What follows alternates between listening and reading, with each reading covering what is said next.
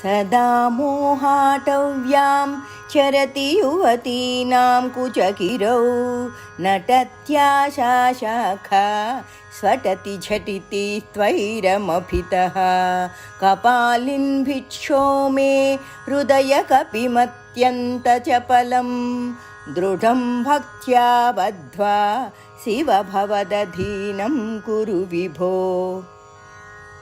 ఓ ఆదిభిక్షు, ఓ కపాలధర, నా మనస్సు నిత్యము మోహం అనే అరణ్యంలో తిరుగాడుచున్నది. యువతుల స్తనాలనే పర్వతాగ్రాలపై దూకుతూ ఉంటుంది.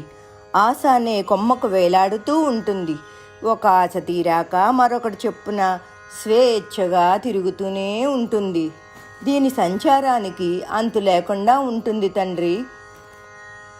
అతి చంచలమైన ఇంద్రియ పరవశమై సుఖలాలసతో నిండిన కోతి వంటి నా మనస్సును నీ భక్తి అనే తాడు కట్టి నీ వెంట తిప్పుకోవయ్యా తండ్రి.